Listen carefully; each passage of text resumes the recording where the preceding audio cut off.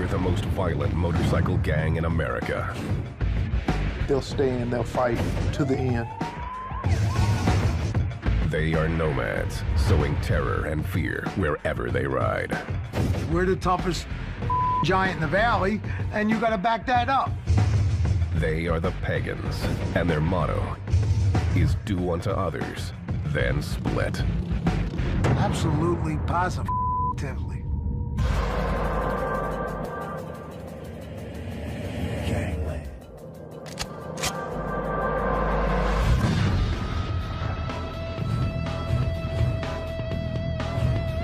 Pennsylvania. From its steel mills to its sports teams. This is blue-collar country, where people have been molded by harsh city streets and a Puritan work ethic.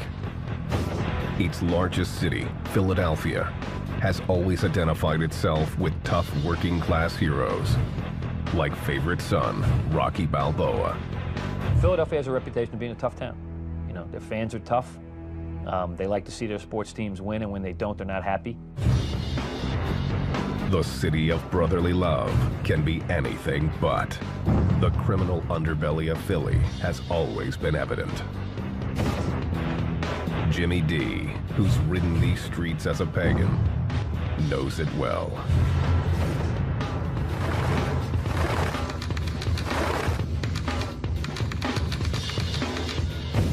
One for all for one. Let's die together, let's fight together, let's together. That's the bond. The motorcycles and the brotherhood. Everything that comes after that comes after that. For 10 years, Jimmy D and the Pagans ran Philadelphia with brute force. It's always been pagan territory, always been their turf. They've always let other biker organizations and biker gangs know that this is our place. The Pagans are a one-percenter club that proudly proclaims its outlaw status. 99% of the people in this world live by society's rules, obligations, and socially accepted behavior. 1% do not. 1% are outlaws. The world, this is what we live by. This philosophy has led them to become the most secretive and nomadic of the large motorcycle gangs. They don't have national or chapter clubhouses. They don't like law enforcement to even know where they're from, opting to forego patches representing their home state. What they have is 300 to 400 members. The Pagans' territory can be found in states like Pennsylvania, New York, Ohio, Maryland, and Virginia. Their sheer brutality often makes up for being outnumbered. What defines them is their propensity to do violence. They're a very violent group. They're a nomadic group. They are to themselves quite introverted as a gang. A lot of antisocial behavior.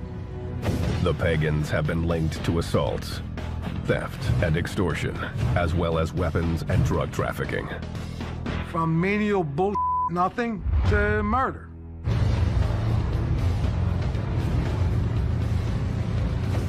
Jimmy D is proud of his life as a one-percenter.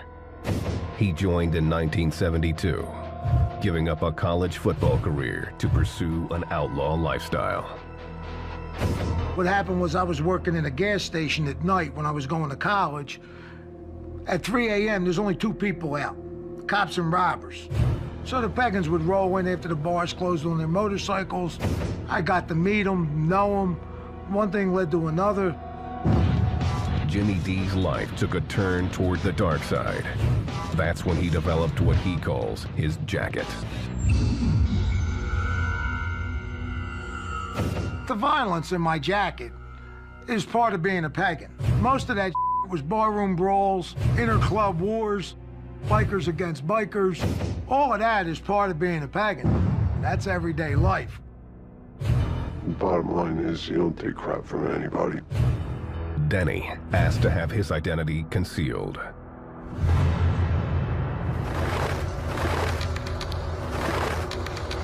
He was taught to value brotherhood and violence above all else.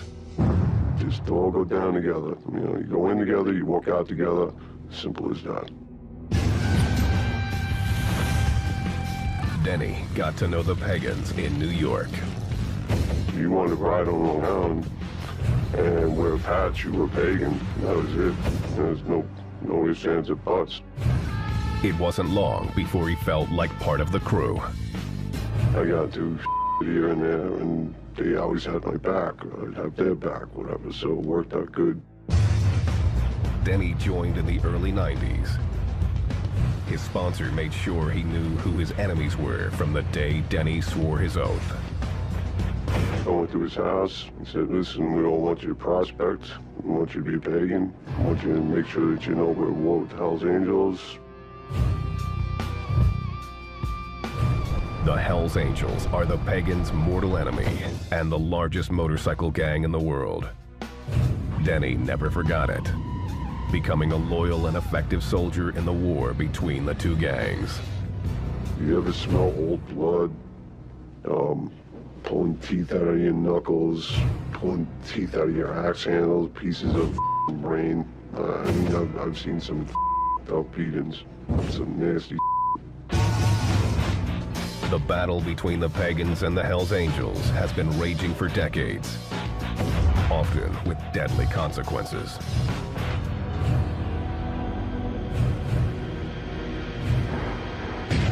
February 23rd, 2002, Plainview, New York. The Pagans gathered at a bar called Diamonds.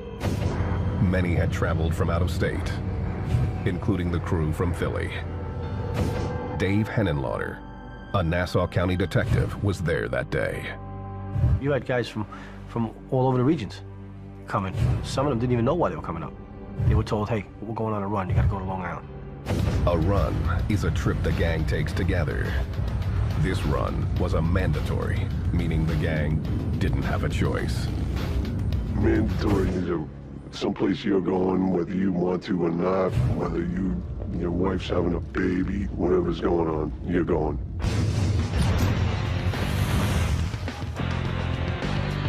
When the Pagans arrived, they were told to get ready to do battle with the Hells Angels. Their enemies were holding a tattoo and motorcycle convention called the Hellraisers Ball at a nearby convention center. This was the first event that the Hells Angels had sponsored in Nassau County.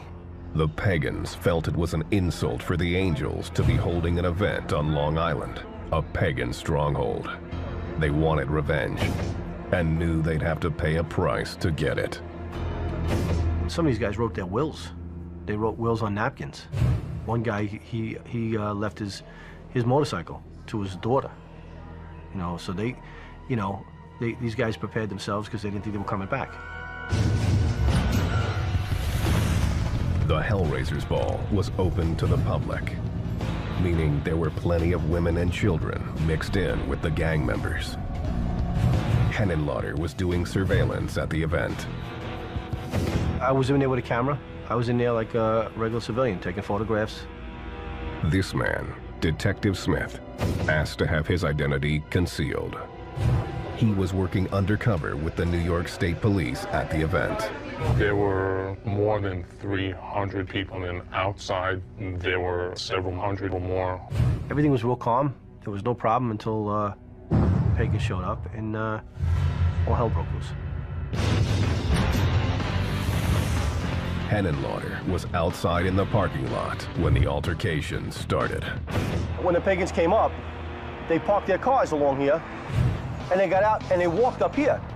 The Pagans knew it was on because they all came out with clubs. You see them walking in with their axe handles.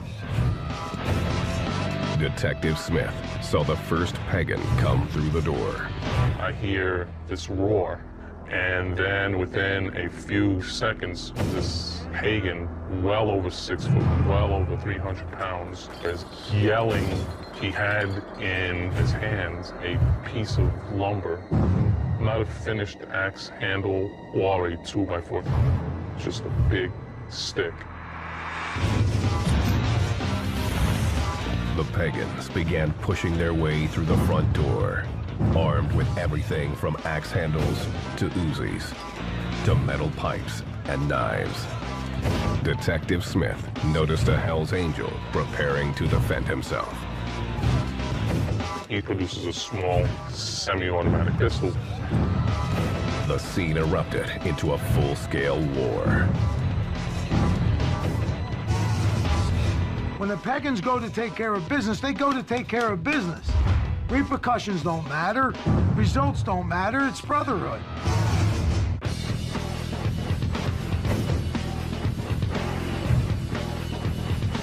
The Pagans pride themselves in being the most violent motorcycle gang in the U.S.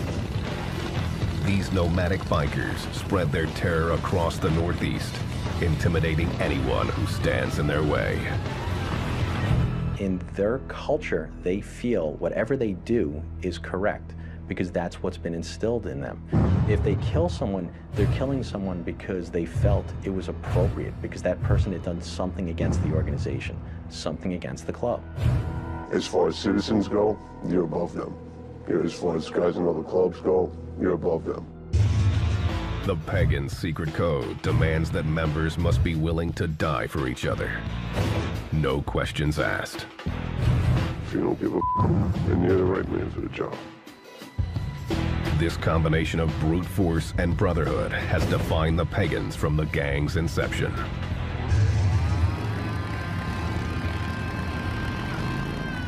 The origins of the club are unclear to outsiders.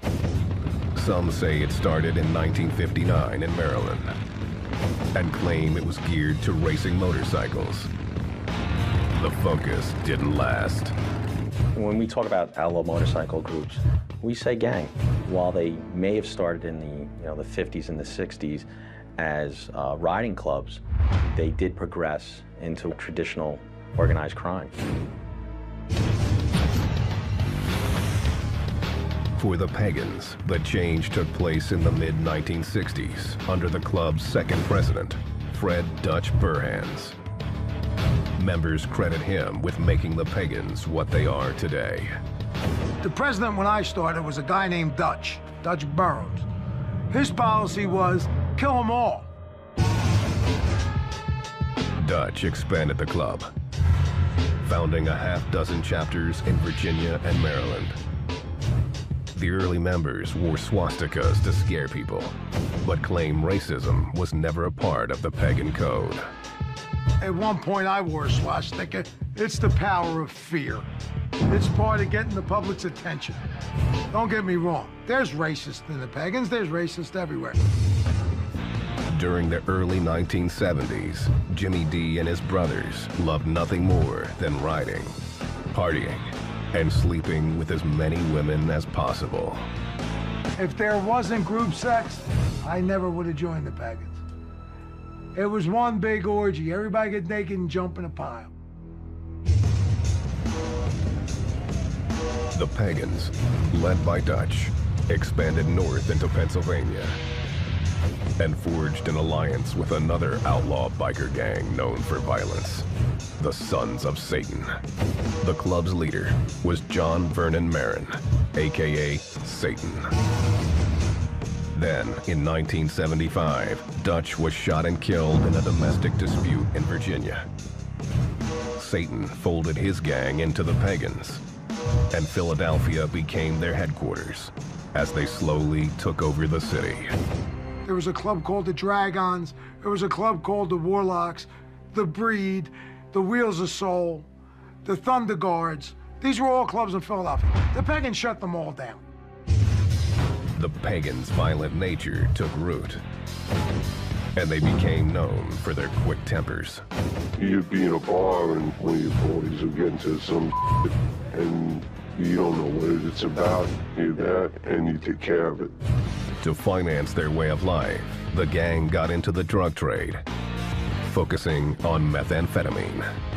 The Pagans control the meth in Philly, always have, always will. Jimmy D knew meth was the key to the gang's continued growth, as evidenced by this surveillance photo, taken of him dealing just 2 weeks after his initiation.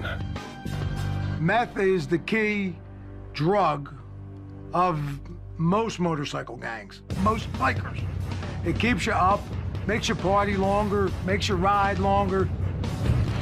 The gang revered those running the drug trade, but the true power lay with the man behind the scenes. The pagans all worshiped them, looked up to them. What they said went. But the guy behind them was the cooker. The guy who made the meth called all the shots. The Pagan's cooker was an outsider who they called a citizen. Before me, the club dealt with citizens, non-club members. They were the ones making the meth, actually mob guys. I learned off of a guy named Rock and Roll. He was a meth cooker. He was hooked up with the mob. He was at the time the best. Jimmy D knew it was time to make his move. I saw where I wanted to go. I just started climbing. I went up to be from a nickel and dime dealer to an ounce dealer to a half a pound dealer to a pound dealer to a cooker. In 1979, Jimmy D became the Pagan's Philly cooker. We made Pagan purple. All the meth I cooked was purple. The purple is meth at its purest. To optimize profit, the Pagan's board of directors, known as the Mother Club, cut the drug before selling it on the streets. I cooked the meth, Mother Club got the pure meth. Then Mother Club would cut the drugs as they felt and distribute it through their presidents, which went through the rest of the chapters and on down the line. It went from purple to dark pink to light pink to pure white, because cut is white. And every time you cut it, it got lighter and lighter and lighter. The Pagan's secretive ways meant that only Jimmy D, the cooker, knew just how pure the drug was and what it was cut with. Mannitol, it's a baby laxative. And the best part is, people used to do a line, snort a line of meth and have to go to the bathroom. And when they went to the bathroom, they would come out and go, man, that's good stuff, I had to go to the bathroom. Little did they know it was because they were doing baby laxative. The Pagans cornered the meth trade in Philly. It fueled the gang's growth up and down the East Coast. Due to the gang's oath of secrecy, it's difficult to put exact numbers on the Pagans' size. At the height of their power, the Pagans had 900 members and 44 chapters spread from Pennsylvania to South Carolina, making it the nation's fourth largest motorcycle club.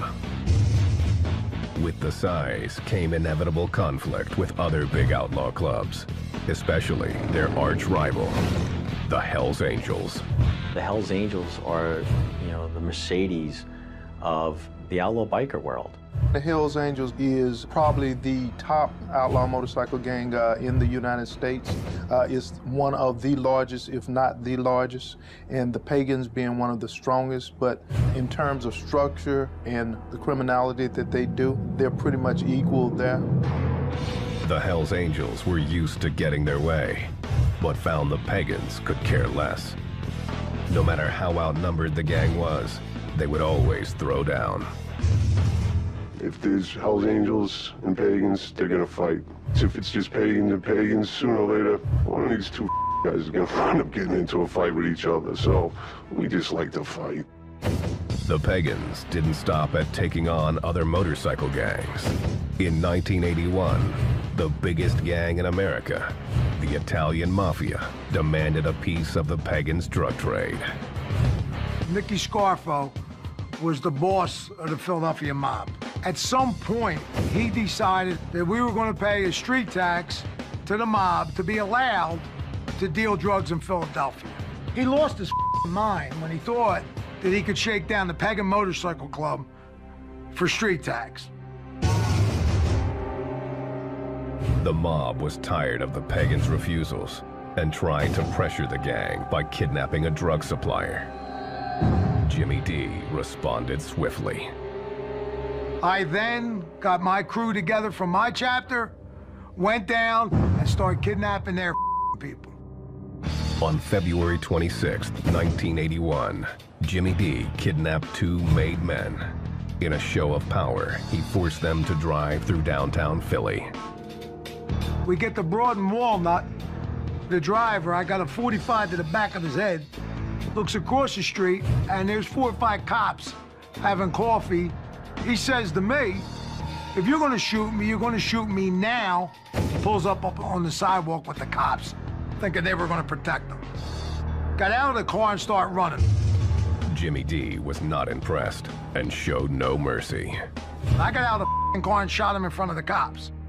The mobster lived to tell the tale, and Jimmy D was arrested. But his stint in jail would be short-lived. Philadelphia was very corrupt. We had a lot of people on the payroll. I wind out getting out of jail on $750 bail.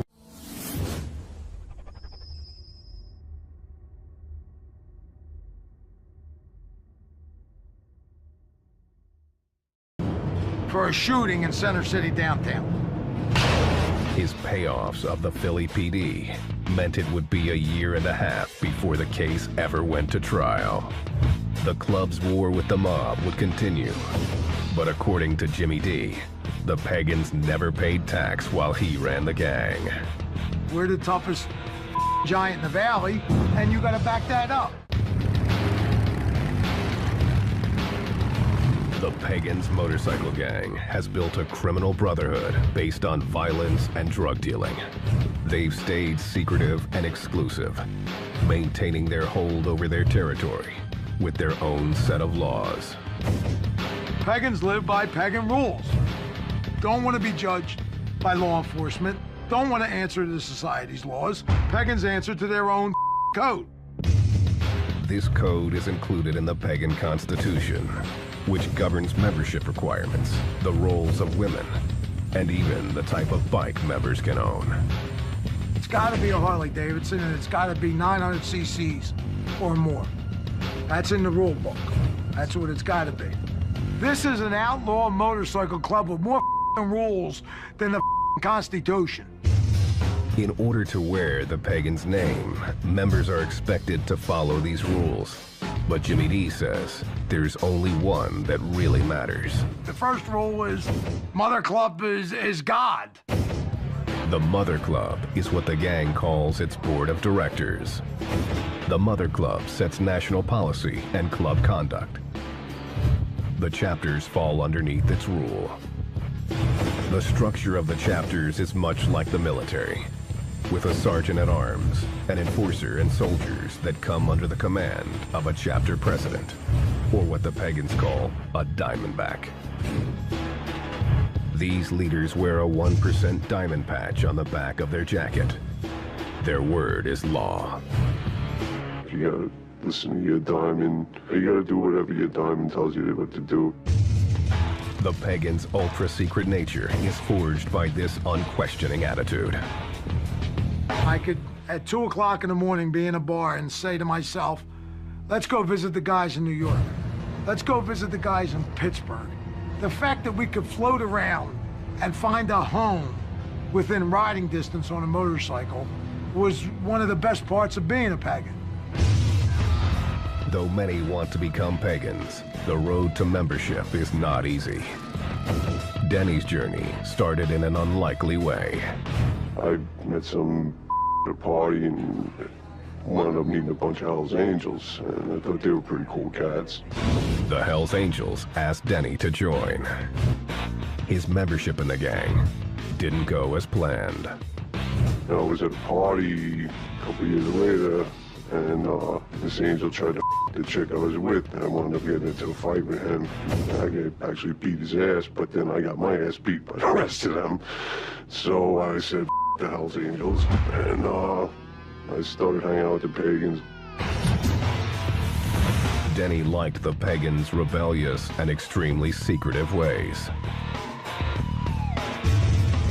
He decided to become a prospect.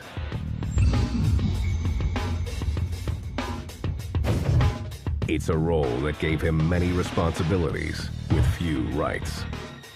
Any pagan can tell you what to do, but you got boundaries. They won't take your bike, won't with your old lady, won't with your house. Denny quickly moved from prospect to full member, eventually becoming a gang enforcer.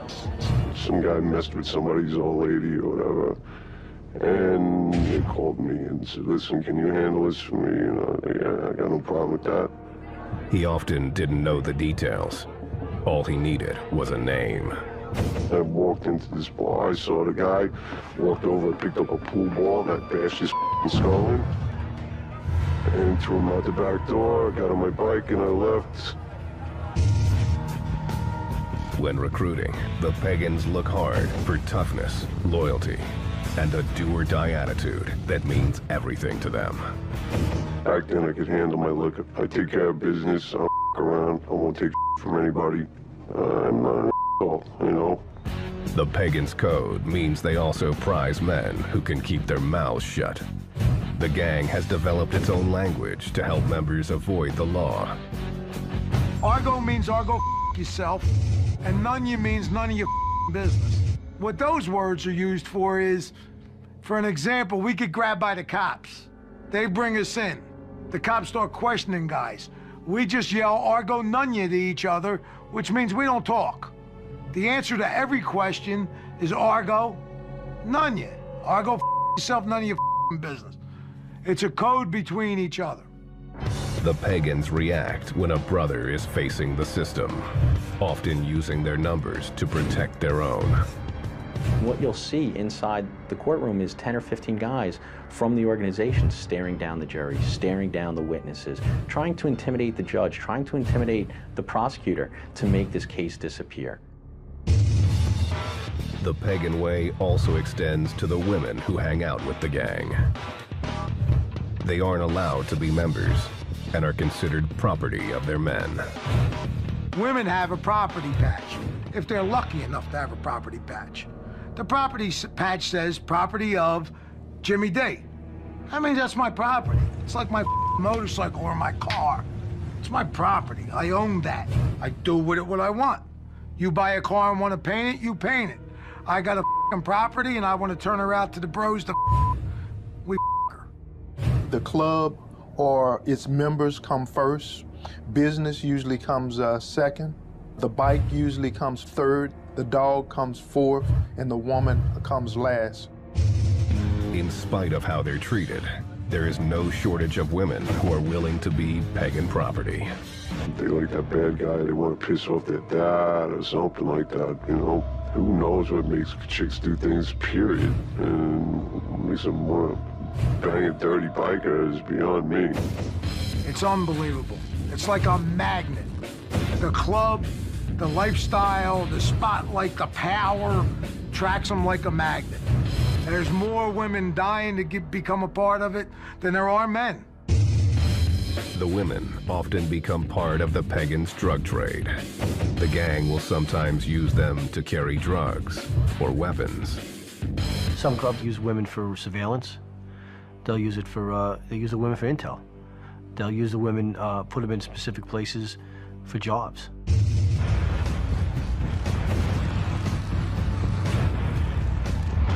The Pagans take extreme pride in their club colors.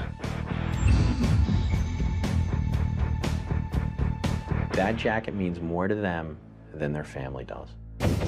You get on your bike when you got your colors on you with 30 or 40 guys, everybody's riding two abreast and cars are getting out of your way and there's nothing stopping you.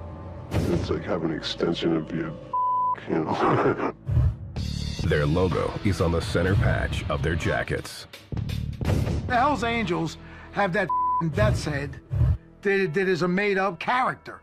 The Outlaws have Charlie, who is crossed pistons and a skull. It's made-up cartoon figures. The Warlocks have Harpy, who's got a and it's half a man, half a guy. They don't know what it is. The Pagan center patch is Zutar. It's a fire god sitting on the sun with flames around it. Sutar, he kicked the out of all the other gods. He runs hell.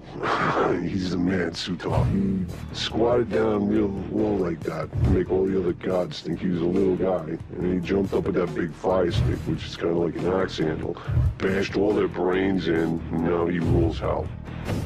The Norse myth of Sutar also inspired the gang's favorite weapon, the axe handle. Axe handle was definitely the weapon of choice. Sledgehammer handle works good too. The only thing they don't do is shoot bullets.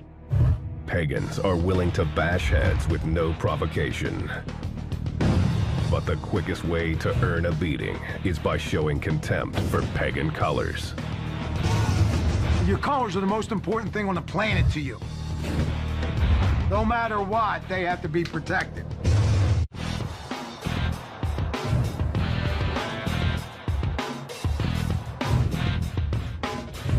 In Philadelphia, the Pagans Motorcycle Club rules through a brotherhood of violence.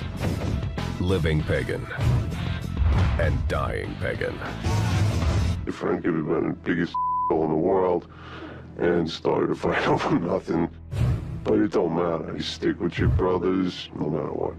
You know, that's how it is. The Pagans intentionally have stayed exclusive. They believe it gives them an advantage over larger clubs. When I was a pagan, I knew every pagan.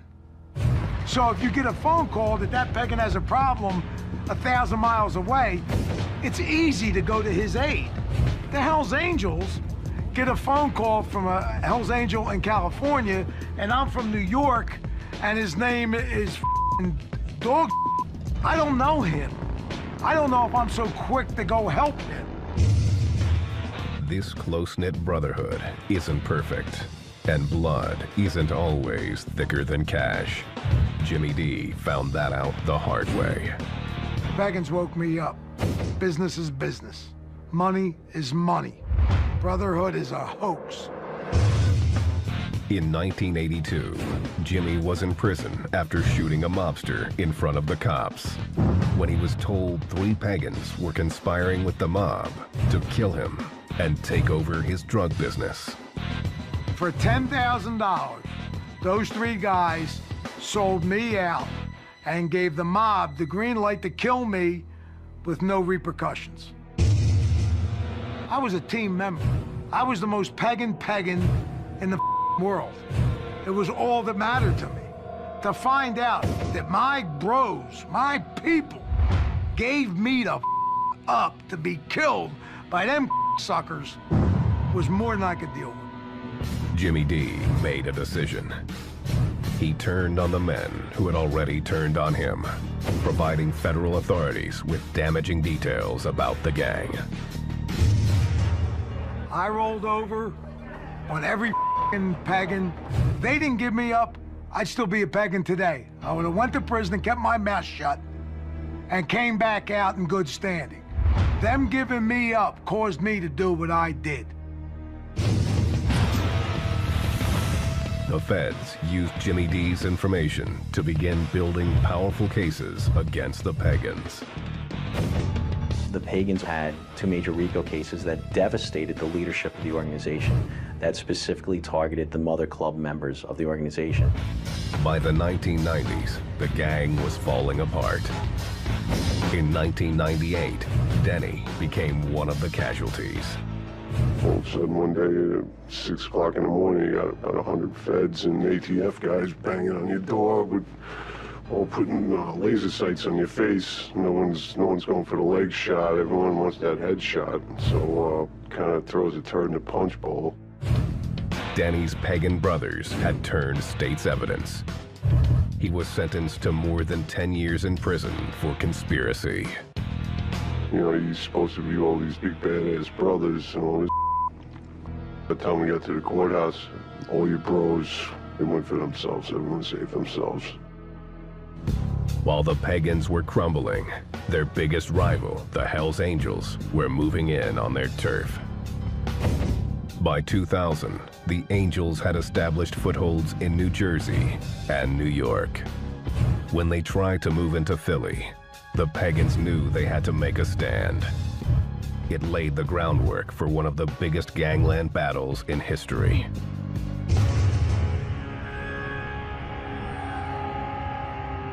In 2002, Philadelphia. The Angels began to recruit pagans, attempting to get them to switch alliances.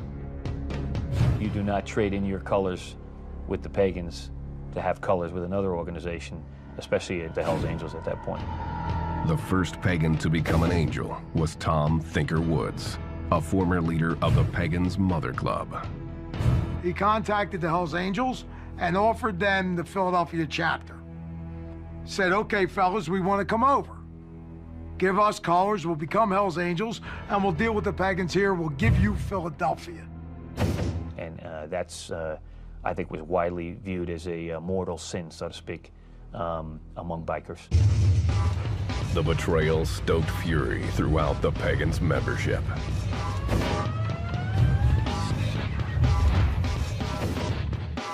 In February 2002, the Hells Angels sponsored the Hellraisers Ball on Long Island. The Pagans believed that the traders from Philly would be there. The decision was made to teach them and the Angels a lesson. There's this call for pagans from various places, including about 3 dozen from Philadelphia, to go up at that Hellraisers Ball and basically take them on.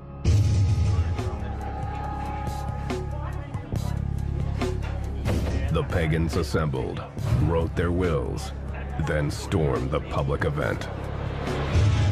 You know, 1 or 2 guys, 3 guys got in, and the fight starts, and then more guys came in.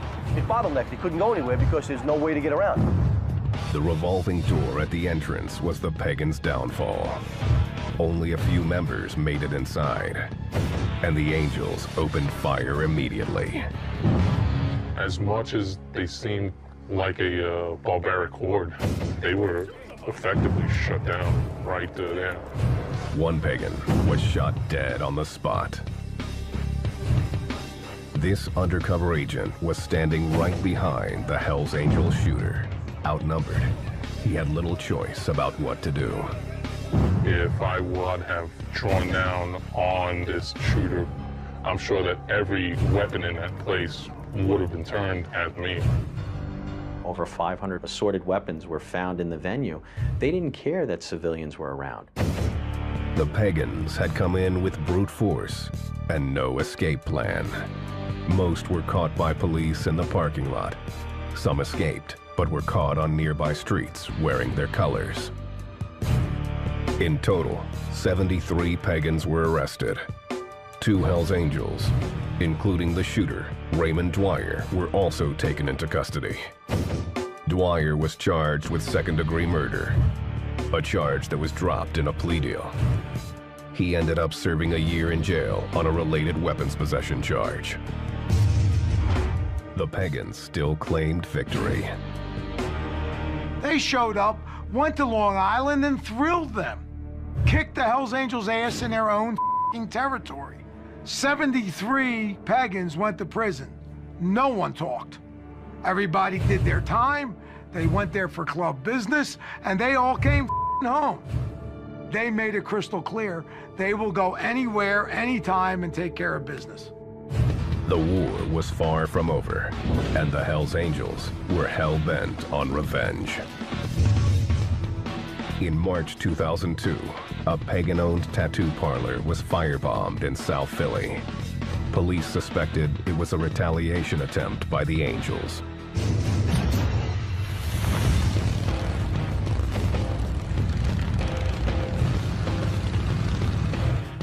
The Hells Angels continued to make their presence known in Philly. There were a lot of rumors that they were opening a clubhouse, and then bam, it was there. They had a few parties and things like that. The Pagans took it as the ultimate disrespect. Well, the pagans did exactly what the pagans were supposed to do. Start shooting them, killing them. Philadelphia. The city had been the domain of the Pagans for decades. But the Hells Angels were moving in on their turf, and the war between the gangs intensified. In 2005, the Pagans took the battle to the extreme and murdered the Hells Angels Philly chapter president, Tom Thinker Woods. He was one of the original Pagans who had left the gang for the Angels. The Pagans followed him and murdered him on the Schuylkill Expressway. Killed him right there. That's when it came crystal clear. The Pagans run Philadelphia. The Hells Angels came to town. He was the president. He was the man. The Pagans killed him dead. No one has ever been arrested for the crime. The brazen murder was enough to cause the Hells Angels to concede Philly to the Pagans. The word in the intelligence community was that guys were getting concerned about the level of violence, the amount of heat and trouble that came with it. Wasn't worth it. I have never seen the Hells Angels run out of town or any major city like that, like the way it occurred here. They just folded up shop and went away.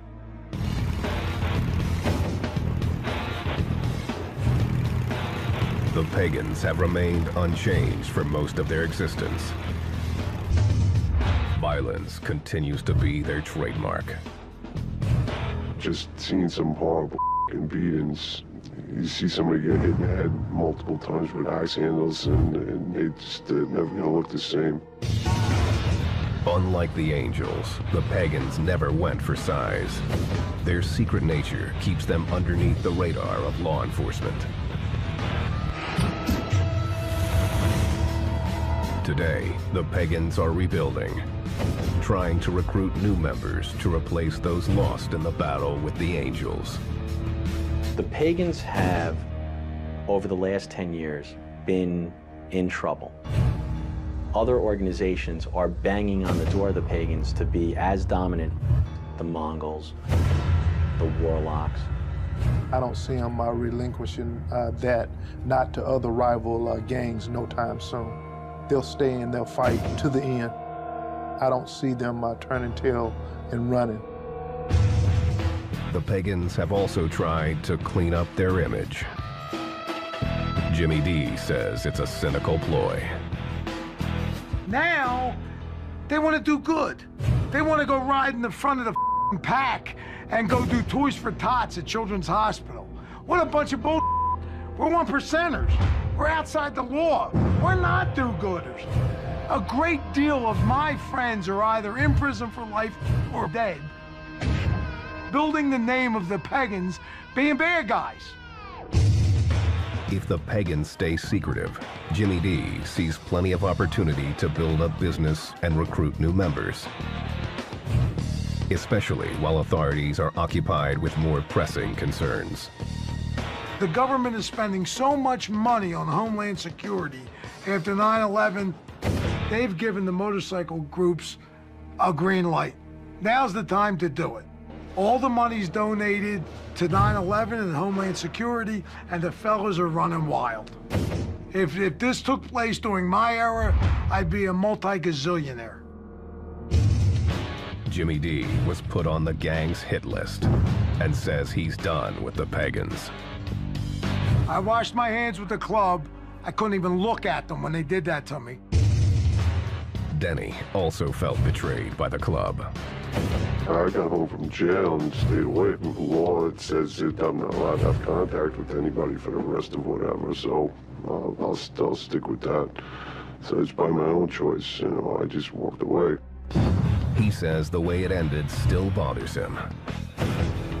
You know, you build up this thing that's what it is, and then a couple of rats gnaw the balls off it, and it's gonna kill you. You know, it's gotta screw with your mind somehow.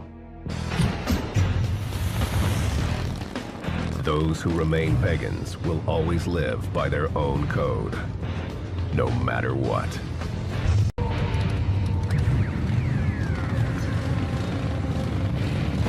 They're the most violent motorcycle gang in America. They'll stay and they'll fight to the end. They are nomads, sowing terror and fear wherever they ride. We're the toughest giant in the valley, and you got to back that up.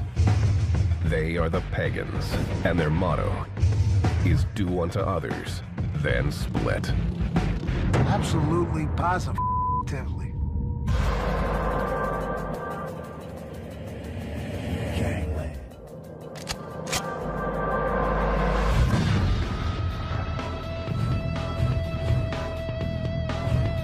Pennsylvania. From its steel mills to its sports teams, this is blue-collar country, where people have been molded by harsh city streets and a Puritan work ethic. Its largest city, Philadelphia, has always identified itself with tough working-class heroes, like favorite son, Rocky Balboa. Philadelphia has a reputation of being a tough town. You know, their fans are tough. They like to see their sports teams win, and when they don't, they're not happy. The city of brotherly love can be anything but. The criminal underbelly of Philly has always been evident. Jimmy D, who's ridden these streets as a pagan, knows it well.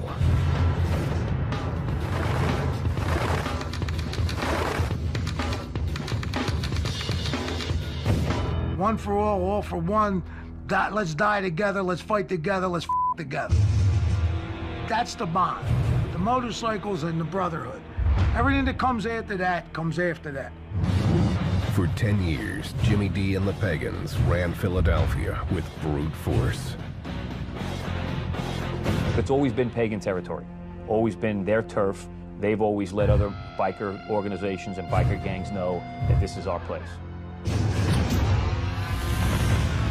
The Pagans are a one-percenter club that proudly proclaims its outlaw status.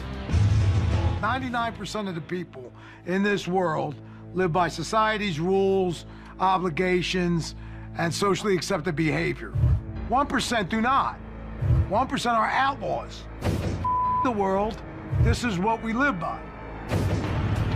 This philosophy has led them to become the most secretive and nomadic of the large motorcycle gangs. They don't have national or chapter clubhouses. They don't like law enforcement to even know where they're from, opting to forego patches representing their home state. What they have is 300 to 400 members. The Pagans' territory can be found in states like Pennsylvania, New York, Ohio, Maryland, and Virginia. Their sheer brutality often makes up for being outnumbered. What defines them is their propensity to do violence. They're a very violent group. They're a nomadic group. They are to themselves quite introverted as a gang. A lot of antisocial behavior. The Pagans have been linked to assaults, theft, and extortion, as well as weapons and drug trafficking. From menial bullshit, nothing, to murder.